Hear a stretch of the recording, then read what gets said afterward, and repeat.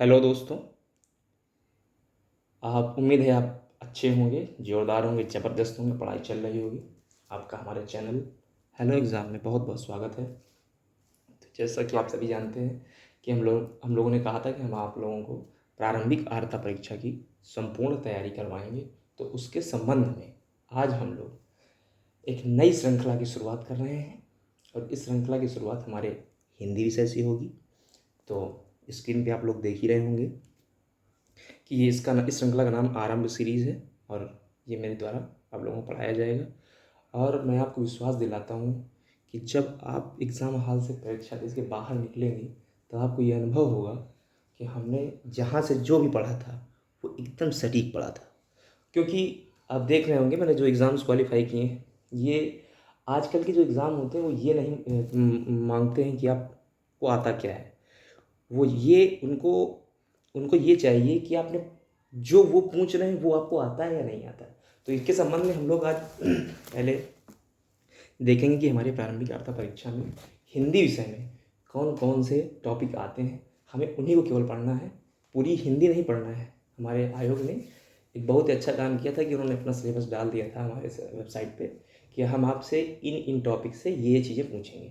तो उसी के संबंध में देखिए, जैसा कि हमारा ये मैं आपको प्रोवाइड करा रहा हूँ कि आपको स्क्रीन पे दिखाई दे रहा होगा।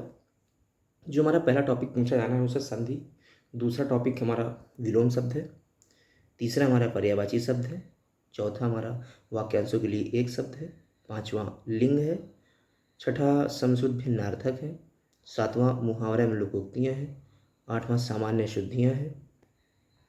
इसी प्रकार दो और टॉपिक हैं जिसमें हमारा नौवां है लेखक एवं रचनाएं, जो पूछते हैं गद्य एवं पद्य की, जिसमें लेखक हैं जिन्होंने जो रचनाएं लिखी हुई हैं उनके संबंध में क्वेश्चन आंसर आने हैं। और जो हमारा ये 10वां है ये अपठित गद्यांश आएंगे। ये हमारे दो गद्यांश आएंगे। वो दो गद्यांशों के इसमें 4 या 5 क्वेश्चन दिया होगा, उसी हिसाब से क्वेश्चन पूछेगा। तो मैं आपको विश्वास दिलाना चाहता हूँ कि जब आप मेरे से इन 10 टॉपिक को पढ़ लेंगे उसके बाद आपके अंदर एक नई चीज़ पैदा होगी जिससे आप जो भी क्वेश्चंस आपको मिलेंगे और मैं आपको ये भी कहता हूँ कि जब आप मेरे से ये 10 टॉपिक पढ़ लीजिएगा उसके बाद जो प्रीवियस ईयर क्वेश्चन आए हुए हैं हमारे पेट के 2021 के 2022 के, उसके साथ साथ जितने वनडे एग्जाम्स के इन टॉपिकों से जितने भी जहाँ से भी क्वेश्चन आए हुए हैं आप उनको सॉल्व करिएगा। उम्मीद नहीं, मैं पूर्ण विश्वास दिला सकता हूँ आपको कि जब आप उनको सॉल्व करेंगे तो 95% तक क्वेश्चन ईजिली सॉल्व हो जाएंगे आपके। 5% देखिए, 5% में होता क्या है कि उसके ना तो हम समझ सकते हैं ना उसको आप समझ सकते हैं, उसके लिए सिर्फ मेहनत ही करी जा सकती है। तो जो मैं कह रहा हूँ उस पर केवल ध्यान दीजिएगा। तो आज हम लोग शुरू करेंगे हमारा जो पहला टॉपिक है संधि। तो दोस्तों मैं आपको बता रहा हूँ कि संधि आपने, मैं नहीं कहता हूँ, यूट्यूब से हमारे यूट्यूब में काफ़ी अच्छे अच्छे टीचर्स हैं, उन्होंने पढ़ाया हुआ है संधि को, लेकिन उन्होंने थोड़ा सा ब्रॉड पढ़ाया हुआ है। हम लोगों को अब आजकल क्या है कि चीज़ें सेलेक्टेड पढ़नी होती हैं और ज़्यादा उनको अपने दिमाग में किसी प्रकार कोई लोड नहीं रखना होता है। ऐसा पढ़िए कि आपकी जैसे आप उनको डेली इजीली रिवाइज कर सकें। तो मैं आपको संधि की ऐसी जोरदार ट्रिक बताऊंगा और आप मुझसे पढ़ने के बाद आप फिर देखिएगा कि आपसे सवाल कैसे इतनी आसानी से बन रहे हैं। तो उसी संबंध में हम लोग आज पढ़ेंगे संधि। संधि है क्या, संधि कितने प्रकार होते हैं, संधि कैसे क्वेश्चंस आते हैं, मैं आपको सब बताऊंगा। और जैसे ये टॉपिक ख़त्म होगा, आज मैं एक वीडियो मेरा आधा टॉपिक होगा संधि का और दूसरे वीडियो में पूरा टॉपिक आपको मिलेगा। उसके बाद मैं एक क्वेश्चन आंसर की कम से कम 50 या 60 क्वेश्चंस मैं खुद लाऊंगा आपके लिए, उनसे आपके संधि की प्रैक्टिस कराऊंगा। और देखिएगा उसमें जो है प्रीवियस ईयर के भी क्वेश्चन होंगे, तो आपको देखिए आप इजीली सॉल्व कर सकेंगे एकदम आसानी से, बिना कोई टेंशन के एकदम मस्त तरीके से आप उसको सॉल्व करिएगा। तो चलिए शुरू करते हैं। आज का हमारा टॉपिक है संधि। तो संधि होता क्या है पर इसको जानेंगे, संधि है क्या। तो शुरू करते हैं। देखिए मैंने लिखा हुआ है संधि का शाब्दिक अर्थ होता है मेल। संधि के जो मतलब होता है मेल। मेल मतलब जोड़, जुड़ाव, इसी को हम लोग बोलते हैं संधि। परिभाषा में इसमें दिया हुआ है कि दो निकटवर्ती वर्णों के परस्पर मेल से जो विकार उत्पन्न होता है उसे संधि कहते हैं। ठीक है, ये आपको मतलब छोटी सी परिभाषा है, इसको आपको याद रखना है। कभी कभी क्या होता है कि कोई जनरली हमसे कोई कुछ पूछ ले या कभी कभी परिभाषा रूप में छोटा सा आ जाता है कि संधि की निम्न संधि क्या होती है, तो उसमें दिया होता है, तो उसमें आप आराम से, जब इसको आपको याद रहेगा तो आप आराम से उस पर आंसर लगा देंगे। तो दो निकटवर्ती वर्णों के परस्पर मेल से जो विकार उत्पन्न होता है उसे संधि कहते हैं। अब संधि के भेद क्या होते हैं ये भी हम लोग जान लेते हैं। तो जो पहला भेद होता है वो होता है स्वर संधि, ठीक है। दूसरा होता है हमारा व्यंजन संधि, तीसरा होता है विसर्ग संधि। तो ये हमारे तीन भेद हुए संधि के, आपको पता है, परिभाषा आपको बता ही दिया हूँ मैं कि दो निकटवर्ती वर्णों के परस्पर मेल से जो विकार उत्पन्न होता है उसे संधि कहते हैं। संधि के तीन भेद होते हैं, पहला स्वर संधि हुआ, दूसरा व्यंजन संधि हो गया, तीसरा विसर्ग संधि हो गया। अब हम लोग बात करते हैं कि आखिर जो ये स्वर संधि होती है वो क्या होती है। तो हम लोग देखेंगे स्वर संधि। स्वर संधि की परिभाषा है कि दो स्वरों के मेल से जो विकार उत्पन्न होता है उसे स्वर संधि कहते हैं। अब दो स्वर, आप लोगों ने पढ़ा होगा वर्णमाला में कि हमारी हिंदी में जो वर्णमाला है उसमें मिला के 52 अक्षर है, उसमें से कुछ स्वर होते हैं, कुछ व्यंजन होते हैं। तो जो स्वर और स्वर मिला करके जब उनमें कोई नया विकार उत्पन्न होता है तो उसे हम लोग स्वर संधि कहते हैं। अब स्वर संधि के क्या है, स्वर संधि के भेद होते हैं, स्वर संधि के 5 भेद होते हैं। और मैं आपको बता दूं 99% क्वेश्चन स्वर संधि से ही बनते हैं। 1% क्वेश्चन में आपके व्यंजन संधि से बनेंगे और विसर्ग संधि से बनेंगे।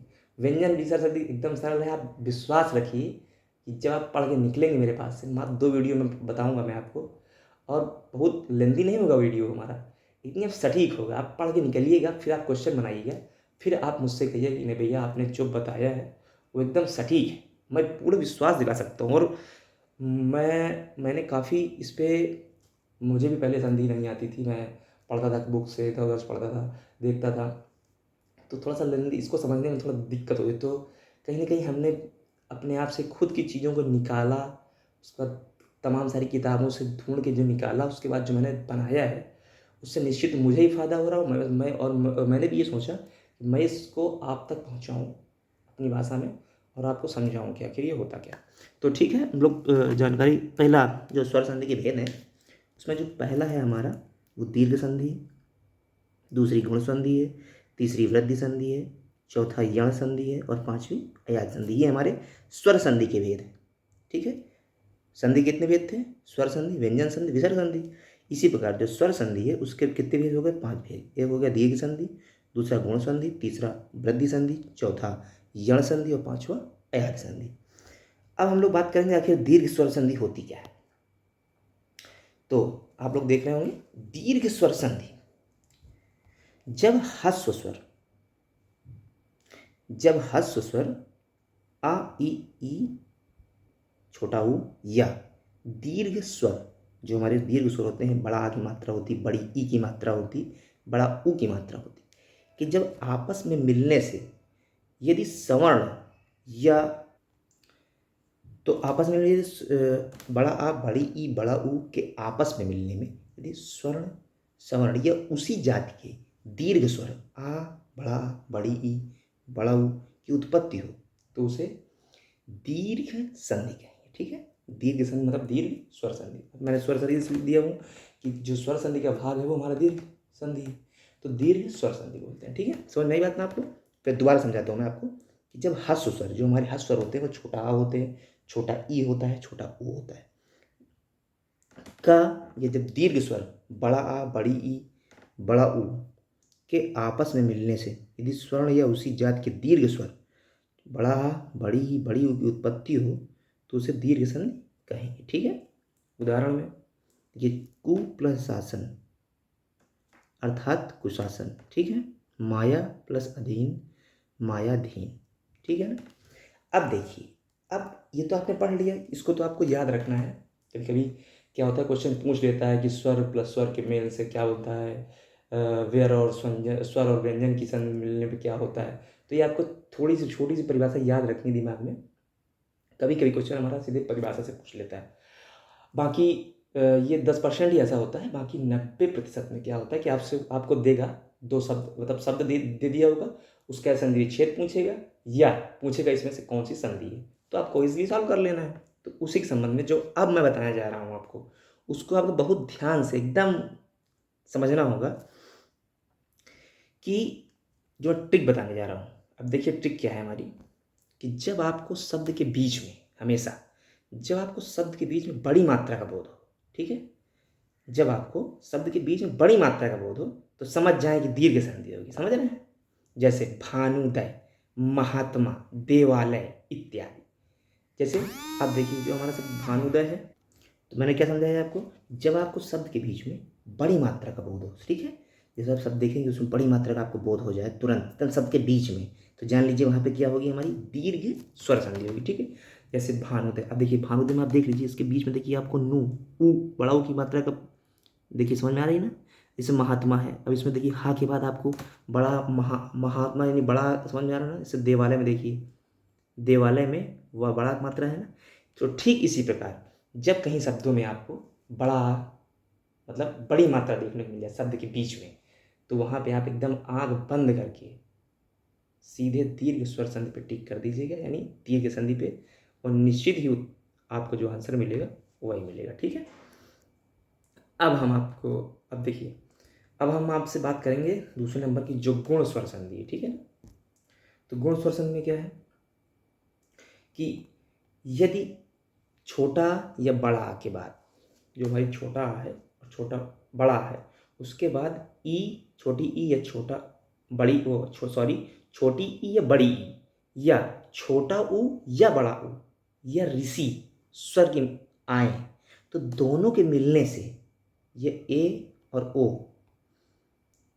तथा आ, आ और रा में हलंत हो जाते हैं, इसी को गुण संधि कहते हैं। ठीक है, अब जैसे क्या, बस समझ में आई कि नहीं आई, मैं दोबारा आपको बता रहा हूँ कि यदि छोटा आ या बड़ा आ के बाद छोटी ई या बड़ी ई, या छोटा ऊ या बड़ा ऊ, या ऋषि की मात्रा को मिलाने पे जो विकार उत्पन्न होता है, तो जब विकार उत्पन्न होगा तो वो हमारा जो विकार बनेगा नया, तो या तो छोटे ए की मात्रा बनेगी या छोटा ओ की मात्रा बनेगी। ठीक है, ए या ओ की मात्रा बनती है, तो इसी को गुण संधि कहते हैं। अब इस उदाहरण में आप देख रहे हैं कि उप और धन इंद्र, तो क्या बना हमारा उपेंद्र। देखिए छोटा आ मिला ना, पा में देखिए छोटा आ मिलेगा आपको, और इंद्र में देखिए छोटी ई है ना, तो छोटा आ और छोटी ई में मिला क्या बना है, छोटा ए, तो हो गया ना उपेंद्र। इसी प्रकार से देखिए देवेंद्र, देव, वाह वाह वाह में देख रहे हैं, वाह के आपको देख रहे हैं कि उसमें आपको सबको पता होगा कि किसी भी अगर शब्द मात्रा नहीं लगी हुई तो वहाँ पे छोटा आ विद्यमान रहता है। अब देखिए वाह में छोटा आ है, समझ में आ रहा है ना आपको। इसी प्रकार देखिए छोटी ई आगे सामने आपकी लिखी हुई है इंद्र में, तो वह छोटा और छोटा ई में क्या बना है, ए बनाए ना, देखिए ये भी देवेंद्र हो गया। तो इसी प्रकार यही परिभाषा में आपके दिया हुआ है, बस इसी को आपको समझना है। इसको तो आपको मोटा मोटा ध्यान रखना है दिमाग में कि ये ऐसा ऐसा होता है, बाकी जो मैं बता रहा हूँ वो ट्रिक है, मेन जो इसका बूस्टर है वो ट्रिक है। आप उस ट्रिक पे केवल जाइए, फिर मुझको बताइएगा। ठीक है, तो हम लोग ट्रिक की बात करेंगे। ट्रिक मैंने आपको क्या बताई कि जब शब्द के बीच में, देखिए मैं जूम कर दे रहा हूँ थोड़ा, देखिए जब शब्द के बीच में, शब्द के बीच में ए या ओ की मात्रा लगी हो, ठीक है ना, वही चीज़ एकदम पॉइंट टू पॉइंट पढ़िए। जब आपको किसी भी शब्द में जहाँ के आप देखिए बीच में ए की मात्रा छोटे है या ए की मात्रा या ओ की मात्रा लगी हुई है, ठीक है ना, तो वहाँ पर गुण स्वर संधि होगी। एकदम आँख बंद करिए, एकदम टिक मारिए, आगे बढ़िए, हर हर महादेव का नाम लेकर के एकदम आगे बढ़ जाइए, कोई टेंशन नहीं। अब ये देखिए इस उदाहरण में महोदय, देखिए ओ की मात्रा आई ना, सुरेश में देखिए ए की मात्रा आई ना, रमेश में देखिए ए की मात्रा आई ना। इसी प्रकार जब आप बुक उठा करके किसी कोई भी बुक उठा लीजिए, उस पर आप प्रैक्टिस करिएगा, बस जहाँ आप ये देखिए ए या ओ की मात्रा दिखाई दे रही है, बस वहाँ पे सीधे गुण संधि है।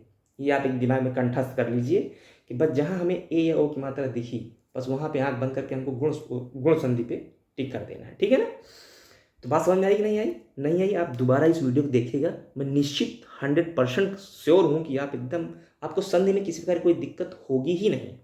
अब हम लोग बात करेंगे तीसरे नंबर की संधि की, जो है हमारी वृद्धि स्वर संधि। अब वृद्धि संधि क्या होती है इसका कारण जान लेते हैं हम लोग, है ना। तो देखिए क्या होता है कि इसमें यदि छोटा आ या बड़ा आ, ये हमारे स्वर हैं, इसके बाद जब छोटा ए या बड़े ए या ए हो, तो और ए में और आ के बाद, छोटा या बड़ा आ के बाद ओ औ हो, तो वो औ में बदल जाता है। ठीक है ना, तो यही जो विकार हुआ यही हमारा वृद्धि संधि कहलाएगा। कि जानते हैं हम लोग संधि क्या होती है, वर्णों के मेल से जो विकार उत्पन्न होता है वही संधि होती है। तो इसमें सब वर्णों का ही खेल है, ठीक है ना। तो अब इसे स्वर संधि की बात चल रही, तो इसमें स्वरों के जो जो स्वर स्वर में मिल के जो विकार उत्पन्न होगा तो वही हमारे स्वर संधि से चल रही है। तो इसमें उसी का है हमारा। तो इसमें देखिए छोटा आ या बड़ा आ के बाद ए या ए हो तो वो ए में परिवर्तित हो जाता है। इसी प्रकार छोटा और बड़ा आ के बाद यदि ओ या ओ औ लगा हो तो वो औ में बदल जाता है, ठीक है। बड़ा औ जो जानते होंगे तो वृद्धि संधि कहलाता है। अब देखिए जैसे इसमें आपके एग्जाम्पल में क्या दिया हुआ है, 1+1, ठीक है ना। अब इसमें आप देखिए, आपको आभास, आपको बोध होगा ये का जो दिया हुआ है, देखिए ये जो का दिया हुआ है इस का में देखिए आपको महसूस होगा इसमें छोटा आ विद्यमान है कि नहीं है। इसी प्रकार देखिए अब ये आपके सामने एक लिखा ही हुआ है, ये हमारा ए हो गया। तो छोटा आ और ए, ये देखिए लिखा हुआ है ना, छोटा आ या बड़ा आ के बाद ए या ए हो तो किससे परिवर्तित होता है, ए में परिवर्तित हो जाता है। तो देखिए क्या हुआ इसमें, एक हो गया। सेम चीज इसमें देख लीजिए आप, वन औषधि में वन है। अब ना में आपको किसका बोध हो रहा है, लास्ट में छोटा का बोध हो रहा है, धन औषधि है, ओ का बोध हो रहा है। अभी क्या बनेगा हमारा, औ बन जाएगा। तो बस वन औषधि हो गया। सिंपल सा है यार, कोई इसमें कुछ भी आपको मैं देख रहा हूँ कि लोग संधि की बहुत डिमांड करते हैं कि भैया हमको संधि आ रही, संधि बता दीजिए। आप एक बार एकदम कंसंट्रेट होकर आप इस टॉपिक को पढ़ लेंगे ना, दोबारा पढ़ने की आपको बिल्कुल आवश्यकता नहीं पड़ेगी।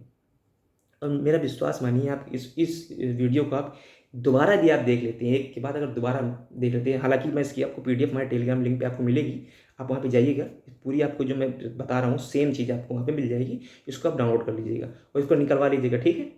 तो उसके बाद आप इसको केवल रिविज़न कर लीजिएगा ना। मैं निश्चित कहता हूँ अगर पेपर ना बना दिया तो आप बताइएगा। मैं बहुत बड़ा यूट्यूब चैनल मतलब यूट्यूबर तो नहीं हूँ, मगर आपको मैं बिल्कुल 110% कह सकता हूँ, 100 नहीं 110% कह सकता हूँ, दोबारा आपको संधि में कोई दिक्कत होने वाली ही नहीं है, ठीक है ना।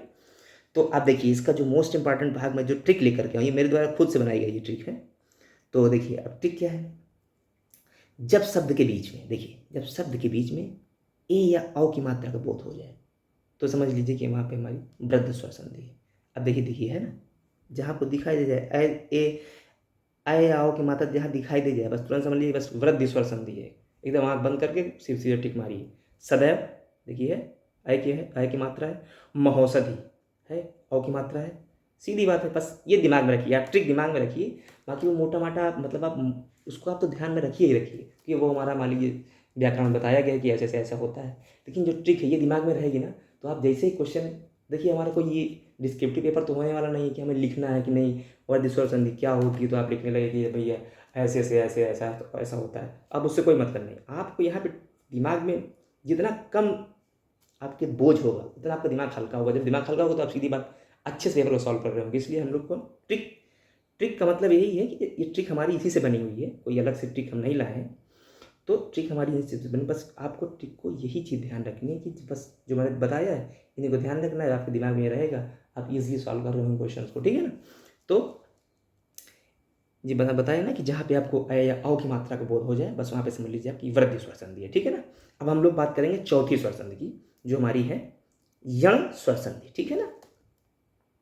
अब हमारी यण स्वर संधि क्या होती है, यण स्वर संधि पढ़ लेते हैं हम लोग कि जब छोटा ई, छोटा बड़ी ई, छोटा ऊ, बड़ा ऊ या ऋषि के बाद कोई भिन्न स्वर आए, यानी कोई अलग स्वर आ जाए तो वहाँ पे छोटी ई या बड़ी ई का या बन जाता है और छोटा ऊ या बड़ा ऊ का वा बन जाता है और ऋषि का रा हो जाता है। तो यही हमारी यण संधि कहलाती है, ठीक है ना। जैसे यदि प्लस अपि। अब देखिए यदि में आप देखिए आपको बोध होगा, दा में देखिए किसकी मात्रा लगी थी, छोटी की मात्रा है, प्लस आगे क्या है आ। इसमें यही दिया हुआ है हमारी परिभाषा में कि जब छोटा ई, बड़ी ई, छोटा ऊ, बड़ा ऊ या ऋषि के बाद कोई भिन्न स्वर आ जाए तो वो ई ऊ का या हो जाता है, ऊ का वा हो जाता है और ऋषि का रा हो जाता है। तो बस यही हुआ हमारा यदि प्लस अपि। छोटा ई आया इसमें दा में और ये आपका देखिए छोटा आ है ना, तो ये छोटा ई, छोटा किसी कोई भिन्न स्वर हो गया छोटा ई के साथ में तो वो या बना दिया, ये दिया हुआ हमारे देखिए यहाँ पे दिया हुआ ना, तो ये यद्यपि हो गया, ठीक है। इसी प्रकार इत्यादि हो गया। अब इत्यादि देखिए छोटा ई है ता में और ये बड़ा आ है तो ये हमारा क्या बना दिया, यह बना दिया।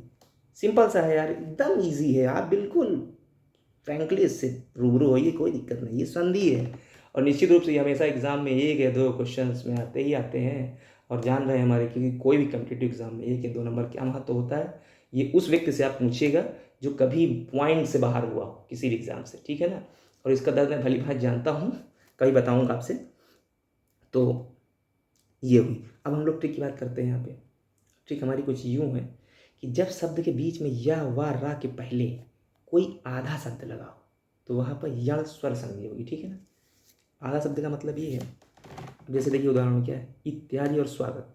इत्यादि देखिए या के पहले आधा शब्द लग गया ना, बस आँख बंद कर सीधे यण संधि मार दीजिए बिना टेंशन के। स्वागत है वाह करके देखिए आधा शब्द लग गया। यानी जहाँ पे कटा फटा अक्षर हो और या, रा, वा उसके मतलब या, वा, रा के पहले कोई भी कटा फटा अक्षर लिखा हो, बस जान ली सीधे वहाँ बंद करिए यहाँ तो सीधे यण संधि मारिए, ठीक, एकदम 100% राइट निकलेगा, ठीक है ना। तो ये हमारी कुल मिला के अभी तक 4 स्वर संधियाँ हो गई। अब हम लोग 5वीं और आखिरी की बात करेंगे जो हमारी सिलेबस में है। सिलेबस में क्या हमारे संधि क्या, स्वर संधि का एक भाग है, ठीक है ना। तो ये हुई हमारी अयादि स्वर संधि। अब अयादि स्वर संधि क्या होती है भी हम लोग जान लेते हैं। तो अयादि स्वर संधि वह संधि है जब ए ओ औ के बाद कोई भिन्न शब्द स्वर आ जाए तो ए का आय हो जाता है, आय देखिए हलंत लगा हुआ है या में, और ए का आय हो जाता है, ओ का अव हो जाता है, तथा अव का आव हो जाना ही अयादि संधि कहलाती है, ठीक है ना। अब इसको हम लोग उदाहरण के माध्यम से समझेंगे, ठीक है ना। तो देखिए उदाहरण में क्या है, जैसे देखिए ये नयन, ठीक है, ने प्लस अन, देखिए इसमें छोटा ए है प्लस आ है, या बन गया ना। यही हमारे ऊपर ऊपर मैंने बताया आपको कि ए के साथ जब कोई भिन्न स्वर है, देखिए आ गया ना, और इसमें ओ है प्लस भिन्न स्वर आ है, पवन हो गया, ठीक है, समझ आई बात ना। देखिए मैं फिर बता देता हूँ आपको, इसमें दिया हुआ है हमारा, यदि ए या ए ओ औ के बाद यदि कोई भिन्न स्वर आ जाए, ठीक है ना, भिन्न का मतलब इन चारों के अलावा कोई भिन्न स्वर से बोध हो, जब इनका मिलन हो तो वहाँ पे ए का आय हो जाता है, ए का आय हो जाता है, ओ का अव हो जाता है, तथा अव का आव हो जाना ही अयादि संधि कहलाता है, ठीक। अब जैसे मैंने बताया आपको कि ने प्लस अन, ने ए की मात्रा का बोध हो रहा है हम लोग, यहाँ पे हमारे साथ छोटा आ लगा हुआ है, नयन हो गया, पो ओ की मात्रा लगा हुआ है, आ लगा पवन हो गया, बस सिंपल सा है एकदम आसानी से।